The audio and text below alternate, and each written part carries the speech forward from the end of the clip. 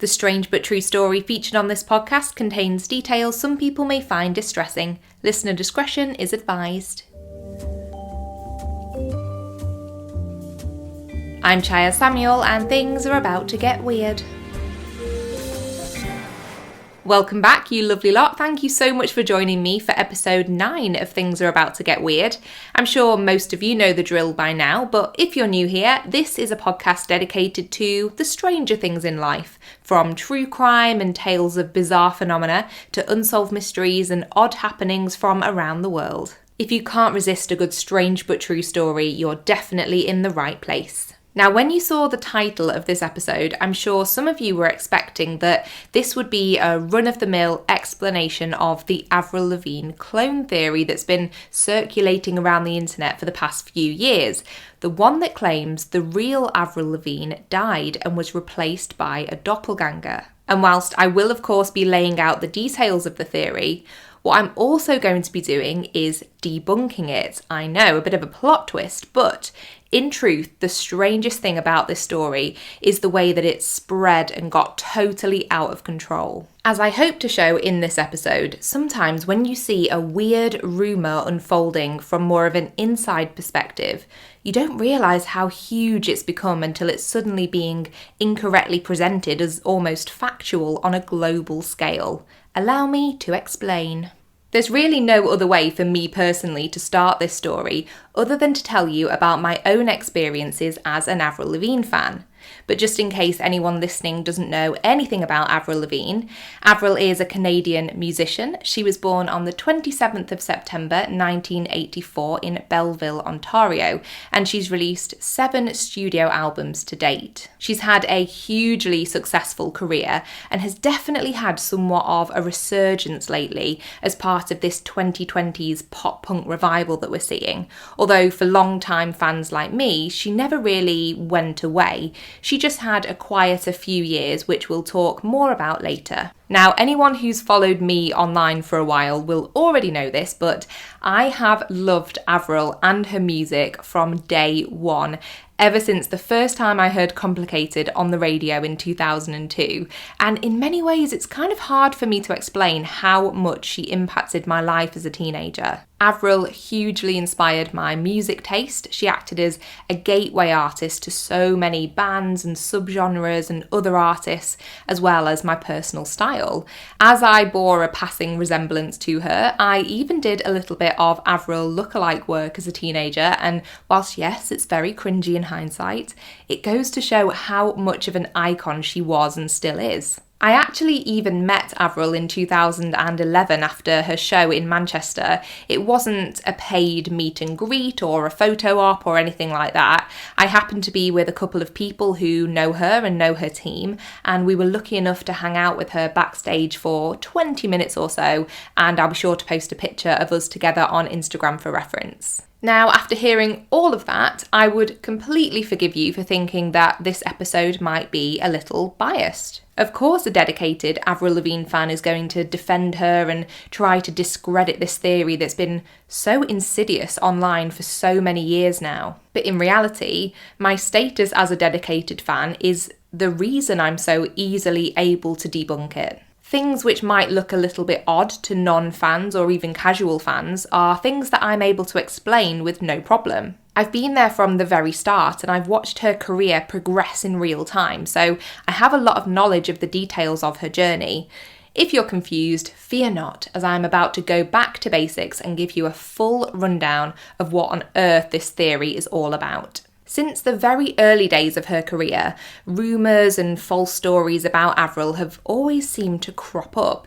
I remember being in high school around 2003 and someone saying to me, "Did you hear that Avril Lavigne has a brain tumour and has only been given weeks to live?" Which is horrible and obviously untrue, but back then, you couldn't just pull out your phone and Google a rumour like that to disprove it. I remember being really upset the whole day until I got home and booted up our family computer and I couldn't find anything about the story online and I realised it was a hoax. In hindsight, the girl who told me the rumour did not like me at all, so I think she was just trying to get to me in this very messed up way. But also, in those days, there were new and bizarre rumours about a different celebrity every single day, so it wasn't odd that Avril had been the target on that particular occasion. But a few more years into Avril's career, the gossip mill would be sent into overdrive after the publication of a blog post on a Brazilian fan site with the name Avril está morta, or Avril is dead. Now, whilst the post was published in 2011, some sources claim the general idea of the story had been floating around in other forms since around 2005. It even makes me wonder whether the rumour I heard in high school had been wider spread than I realised, and perhaps it was what had inspired the blog post. I can't be sure on that, but what I can be more sure of is the contents of the blog, as a version of it is still live to this day. It was originally written in Portuguese, but I'll be reading out quotes from the version that's been translated to English. The post, which was first published on the 6th of May 2011, simply begins with the line, "Is the real Avril Lavigne dead?" It first of all notes that she had a sudden change in appearance around 2004 and questions whether, instead of this being down to Avril simply growing and maturing, it was actually because she had died in 2003 and was replaced by a, quote, almost identical doppelganger. The writer speculates that due to Avril being signed to her record label at the age of just 16, and with her debut album propelling her to fame just a year later, the stress and pressure of such a meteoric rise to prominence, combined with the death of her grandfather, were just too much for the teenage Avril to cope with. It's then suggested that some of her more emotional lyrics are evidence that she might be prone to depression, and then goes on to describe in detail how she may have taken her own life. When you actually read the primary source material, i.e. the original blog post, it's truly baffling to think that this theory ever gained any traction. It's so clearly pulled entirely from the writer's imagination, but I digress. I'm going to focus on the theory first and then tell you my thoughts afterwards. So the blog post continues saying, quote, "Rich and influential people are capable of setting up anything and hiding anything too. It's hard to say how many people could have been involved in this, but it wouldn't be hard to hide her death, as there would be a perfect replacement. Avril's doppelganger would have been almost identical, but I said almost."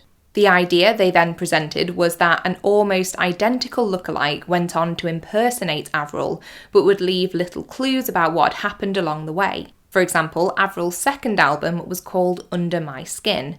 The writer notes the evolution in musical style, with it becoming a little darker, but also suggests that the album title meant this doppelganger was living under the skin of the real Avril. They note that her name is written in black on the album art, whilst the album title is in red, apparently representing mourning and bloodshed. They refer heavily to song lyrics from the album, particularly from Nobody's Home and My Happy Ending, suggesting there are references to how she took her own life and is now living a lie. They also note that one of the prominent members of Avril's band and her close friend, Evan Torbenfeld, left the band after Under My Skin was released, and later wrote a song called Best Years of Our Lives, where the lyrics discuss things like losing a best friend. Then we get to one of the arguments which people most commonly discuss in this theory, along with the musical changes that have happened throughout Avril's career, and that's the idea that parts of Avril's physical appearance changed from 2002 to 2004 and onwards. The writer speculated that Avril's nose looked different, that reports of her exact height varied from source to source, and that she would wear certain shoe brands to try and disguise this discrepancy in her height. There were points about how her autograph looked slightly different and that her clothing styles had changed. There was also a lot of discussion about her singing voice changing over the years, her views on things like dressing and revealing clothing changing, and lots more word-by-word analysis of her song lyrics to try and justify their points. If you're so inclined, you could probably spend a good few hours reading the blog post and watching every attached video clip that they've embedded to add visual aids to their arguments. But that's the condensed version of the original clone or doppelganger theory. Now, if you've heard of this theory before, you might be wondering when I'm going to mention Melissa. In recent years, pretty much every time this theory is bandied about, it's in connection with the idea that the person who replaced the real Avril is called Melissa or Melissa Vandella. But when you read through the blog post, there's no mention of Melissa. So what's the whole Melissa thing about? I can't tell you how badly I want to skip to the debunking section of this episode right now, but I'm going to persevere and explain how this new branch of the rumour started. It appears that the blog post that is live today has been edited over the years. Virtually every article about the clone theory notes that it was the blog post who first referenced the name Melissa Vandella and said she was a friend of Avril's who was moulded into being her replacement. There also used to be lots more side-by-side photos on the blog comparing things like Avril's beauty spots on her arms from one photo to another. I can only conclude that the Melissa name was one of the things removed from the blog post in recent years, and we'll come on to my thoughts about all of that very soon. But first, let's talk about how this theory went from being hosted solely on this obscure, rambling blog to being one of the most notorious pop culture conspiracies. In 2015, a BuzzFeed writer called Ryan Broderick was visiting the BuzzFeed Brazil offices when the team there started telling him about this rumour floating around in Brazil that Avril Lavigne had died and been replaced by a clone. It was spoken about like it was very, very clearly just a joke and nothing more, and Ryan mentions in a subsequent BuzzFeed piece he wrote on the matter that he thought it was funny. He decided to tweet about the theory and even linked the original blog post, and from there the rumour spread like wildfire. Major magazines and online publications started picking up the story, and social media shares of the theory were climbing into the tens of thousands. But things did not stop there.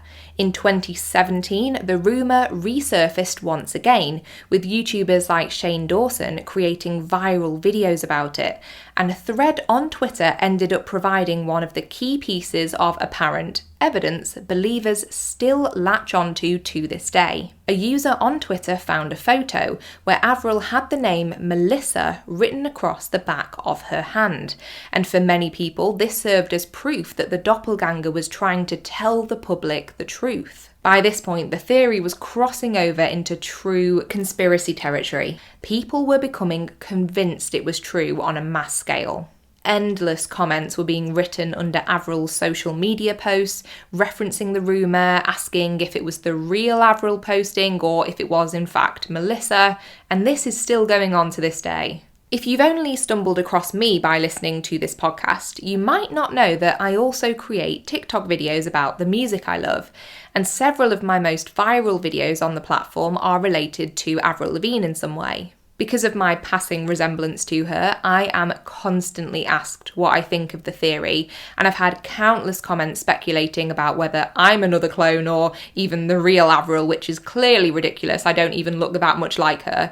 But it just goes to show how firmly rooted this idea has become. The only problem is, the whole thing is completely false. I can already tell this is going to be very cathartic for me, so allow me to present to you the truths behind the rumours, starting with the fact that the original Brazilian blog post admitted it was all a hoax in the very first paragraph. Ryan Broderick from BuzzFeed points out that the very first line of the original blog post used to read, "This blog was created to show how conspiracy theories can look true." And whilst it appears that this was one of the things later edited out, if you scroll to the conclusion section of the current incarnation of the post, it begins, "What lesson could I leave with all this?" Well, what I would like to draw attention to, people who read my blog, is how the world is susceptible to believing in things, and concludes, "Whenever you want to believe something questionable, there will always be elements for you to justify your belief, but be careful that your life is not based on a mere conspiracy theory, tidy and organised to make it seem real." What's more, the Avril Lavigne blog post site isn't the only one of its kind. Surprisingly similar Brazilian blog sites focusing on celebrities like Selena Gomez, Miley Cyrus and Demi Lovato emerged in the years following the Avril site, and they all followed pretty much the same format. Instead of Avril Está Morta or Avril is Dead, they were called Selena or Miley Está Morta, and would focus on the theory that, you guessed it, they had died and been replaced by a lookalike. Whilst I can't confirm that they were written by the same person, they all follow very similar formats and have a very similar feel to them. One of the arguments for the theory that I hear a lot is that it's just too creative to be fake. Where on earth did the writer dream it all up from? Well, in reality, it's far from the first time that the idea of a celebrity dying and being replaced by a doppelganger has gained traction. Probably the most famous victim of a rumour like this was none other than Sir Paul McCartney.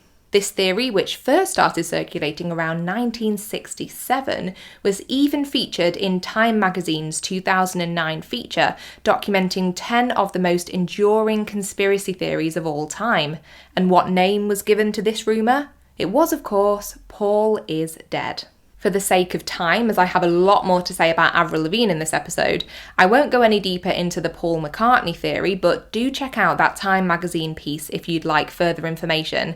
Again, it's absolutely bizarre to see how it spread. I can't definitively say whether the writer of the Avril is Dead theory took inspiration from the Paul McCartney rumour, but there are a lot of similarities, and it would be the least surprising plot twist in history if this is where the idea first originated. Now to debunk the Melissa photograph once and for all. In my opinion, the Avril Lavigne clone theory really gained a new kind of traction once this photo was unearthed by people on Twitter, as on the surface it does look quite compelling. So what if I told you that the photo is in fact real? It is true that there is a photo where Avril Lavigne has the name Melissa written across the back of her hand. What if I also told you that Melissa is a real person with a connection to Avril, and that it's a person I've been in touch with on and off for the past decade? Because that is true as well. The only thing is, Melissa is not the fictional Melissa Vandella, the Avril doppelganger. She is the owner of one of the biggest Avril fan sites, and there is a photo of her and Avril together as recently as earlier this year. Years and years ago, Melissa won a contest where the prize was to have Avril write the winner's name on the back of her hand and post a selfie. This was a very of-the-time, MySpace-style prize, and I do remember that this was a pretty common thing for artists to do a few years back. I did try to contact Melissa to get a quote for this episode, but she only posts on Twitter every few months at the moment, and unfortunately she hasn't seen my messages. But if you look back through her tweets, she has addressed the clone theory several times. In 2015, in response to someone mentioning the rumour, she tweeted, "Lol, too funny. If you don't know, this was a prize from a contest, which is why my name is written on her hand." By 2017, Melissa was clearly becoming more annoyed with people tweeting her about the theory, which I can completely understand. It's annoying enough for me on TikTok. I can't imagine how often people direct questions about it to her. She expressed that she'd had enough of people tweeting her about it and emphasised that, quote, "My name is Melissa. The photo is a contest win from years ago." I've purposefully not said the name of Melissa's fan site or social accounts, as I feel she's made it clear from her tweets that she's had enough of having to explain the situation, and I totally get that, so I'll leave this section here. But for me, knowing who the real Melissa is all of these years, it's been so strange to see people take this photograph and use it as proof of a fictional rumour when I know the truth. I believe the name Melissa Vandella is quite clearly made up, and it was just an unfortunate coincidence that a photo of Avril with what is quite a common name written on her hand does exist. I really hope that this clears up that element for good.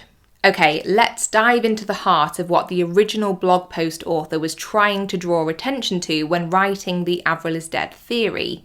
The idea that her voice, her style, and her looks changed drastically in the years since she first came into the spotlight. Now, just for a moment, take yourself back to being 17-year-old you. Even if you're only, say, 19 or 20 years old now, I'm sure even then you could point to a dozen tangible differences in yourself, whether it's what you look like, your views on the world, or the progress you've made when doing the creative things that you love. Avril is no different. She was catapulted to fame as a 17-year-old who had grown up in a small town in Canada, and suddenly she was this global star. Of course, certain things about her are going to evolve massively as she grows from a teenager to a young adult. The only difference is she went through that change with the eyes of the world on her, whereas most of us don't. I'm going to tackle each of the original blog post's major points individually, starting with her voice and musical style. The blog post notes that the music and lyrical styles featured on Avril's second album, Under My Skin, vary drastically from those featured on her debut, Let Go.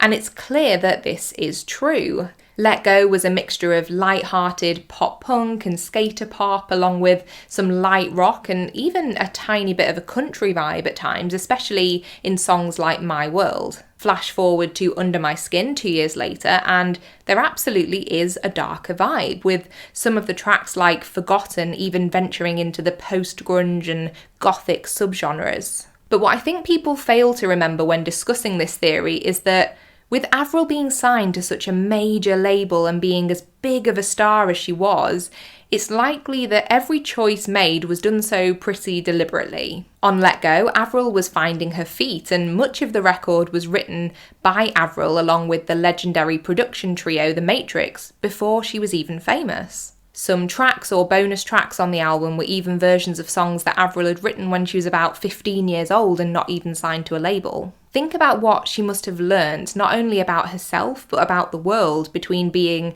that 15-year-old from a small town to then being an 18, 19-year-old major celebrity. Any artist's music style would have evolved under those circumstances, and that's even without considering the context of the rest of the industry at the time. Avril had released her first album in amongst the skater pop-punk boom, but by 2004, when Under My Skin was released, the industry had shifted somewhat.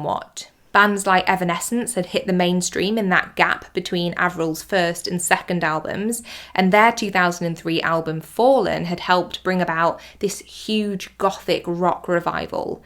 It's no real surprise that Avril's second record had a little bit more of that feel about it. I'm sure both herself and her record label would have wanted to make sure she was moving with the times, and having that slightly darker side to her second album made sense. She worked with different collaborators on her second album, and by all accounts she's a very headstrong artist, and it wouldn't surprise me at all if she'd pushed to be able to switch things up a little. In the years since this, we've seen plenty more changes in Avril's musical style, and she's definitely experimented along the way, but what artist with a 20-plus year career hasn't?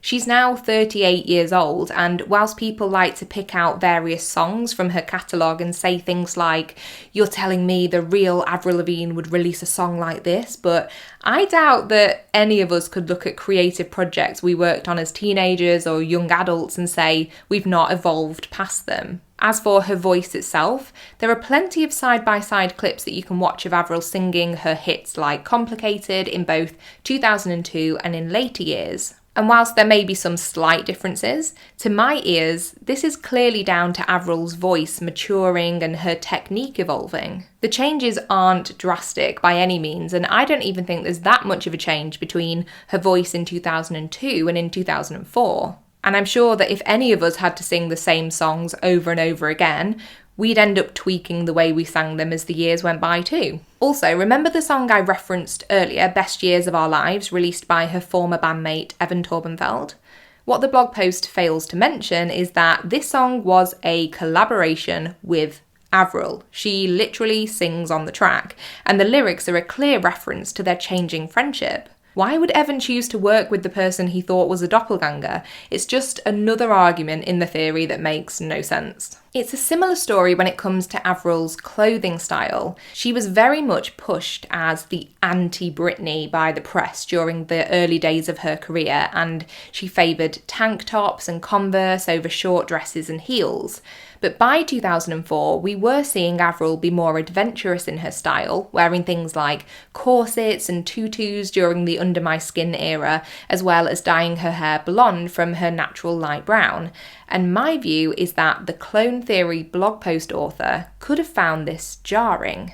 As a kid and a young teenager, I was a huge tomboy myself, and I do personally remember feeling a bit conflicted when my idol, Avril, stepped away from wearing the kind of clothes that I liked for myself and started experimenting with more feminine and occasionally revealing outfits. So if it was the case that the blog post author felt somewhat betrayed by Avril dressing more like the artist she'd previously been pitted against by the media, perhaps this could have fueled the creation of this theory. It's just my personal opinion, of course, but we only need to look at the recent example of Billie Eilish to see what kind of backlash can come about when an artist changes the way they dress. In Billie's case, it was when she swapped her oversized trousers and tops for the corset that she wore on the cover of British Vogue in June 2021. Some of the comments made about her on social media were vile. At best, she was called a sellout, and at worst, she was spoken about in incredibly derogatory terms that I don't care to repeat here.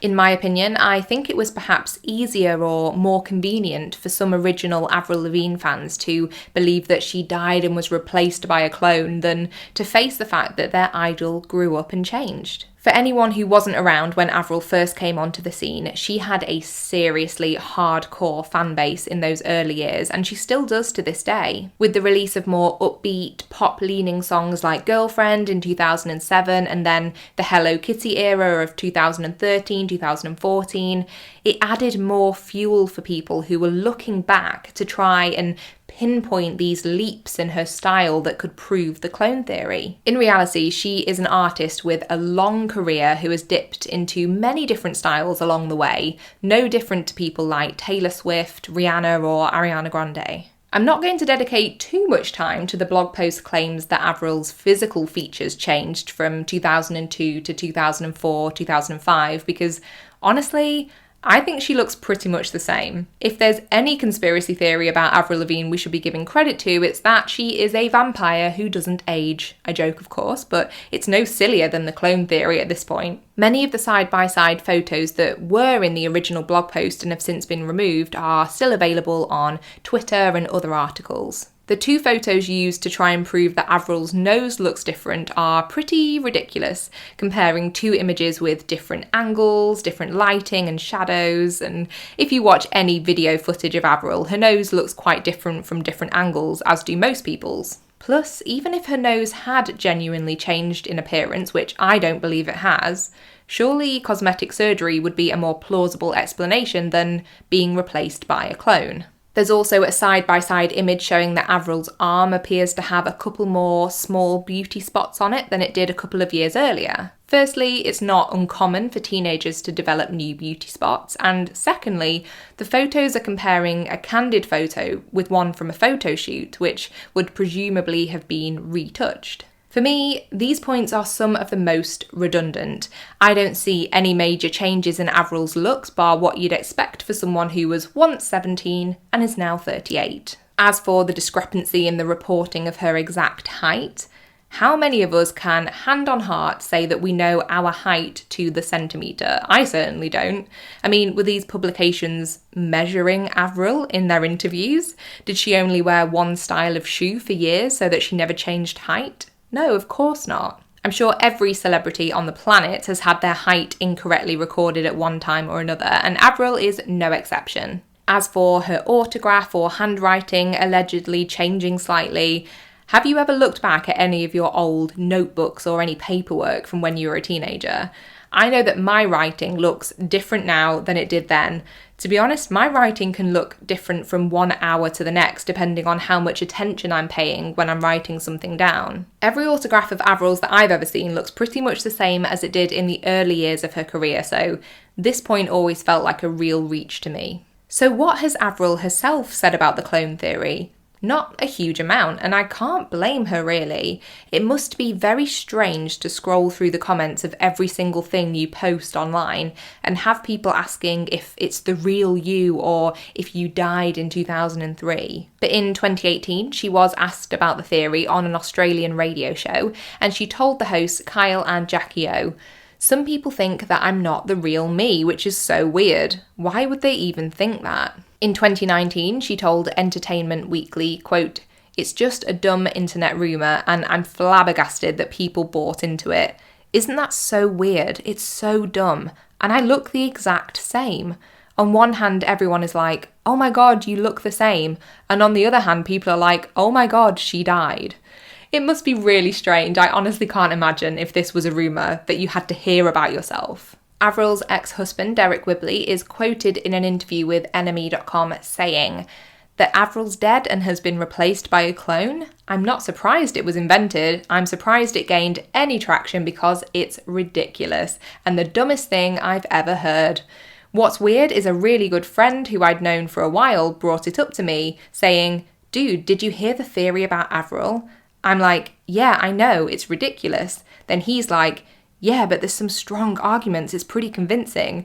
I was like, 'Wait, you believe it? I don't know if we can be friends anymore.' The whole thing was weird to me." My final thought before I end this episode is that I think the rumour gained a lot of traction whilst Avril had a pretty quiet point in her career while suffering badly with Lyme disease, which she was diagnosed with in 2015. Even though the blog post first surfaced in 2011, it was really around 2017 that it spread further than ever when Avril had been gone from the spotlight for a couple of years. She's spoken about the fact that at one point during those 2 years, she was suffering so severely with Lyme disease that she accepted death and that it was one of the scariest moments of her life. I think it was probably easier for the theory to spread during this time as there was no other news regarding Avril to drown out the conspiracy chatter, so it may have gained more pace in certain algorithms. It's not hard to see how social media can help distribute messages like this, and TikTok definitely gave a new lease of life to the theory too. It's a platform that doesn't require users to look very deeply at all into the content that they're consuming, and a conspiracy theory like this is the perfect little morsel of gossip for a TikTok viewer, even though there's no truth to it. So would I blame you for getting to the end of this episode and still wanting to believe the theory? I guess not. I mean, I've made it clear that I'm a huge fan of Avril, so I'd understand if you think this has been biased. But I'll leave you with this thought. If the other episodes of my podcast prove anything, it's that truth is often much stranger than fiction. There are plenty of proven and truthful weird stories out there to get your teeth into, and I think it's time to let go of the Avril clone theory. Well, I know that was something a little different, but this is a topic I've wanted to cover in a long-form way for years now, and I thought, what better time to do so than on an episode of Things Are About to Get Weird? It's definitely a strange story, and I hope you found it interesting. I've mentioned a lot of the sources that have helped with the research for this episode along the way, but just to recap, there was, of course, the Avril Esther Morter-blogspot.com site, Ryan Broderick's BuzzFeed article, pieces from metro.co.uk, Rolling Stone, Entertainment Weekly, Time Magazine, NME.com, Bustle.com and the BBC. I really hope you've enjoyed this episode, and as always, I'd love to hear your thoughts. Feel free to pop me an email at thingsgetweirdpodcast@gmail.com. We're on Instagram at thingsgetweirdpodcast, and I'll be sure to post the photo of Avril and I together on there. Twitter is at abouttogetweird, and then we have the Facebook page and the private discussion group too. So if you search the podcast name on Facebook, you'll find both of those. And the discussion group in particular is a great place to chat about not only the episodes, but other true crime and strange but true stories too. I have been spotting all of your reviews and ratings coming in on Spotify and Apple Podcasts lately, and I can't tell you how grateful I am. If you're enjoying the podcast, please do click those stars on Spotify, or even write a line or two on Apple Podcasts once you finish this episode if you have time. It means more to me than I can say, and each rating totally makes my day. Until next time, take care of yourself and others and keep it weird, but the good kind of weird.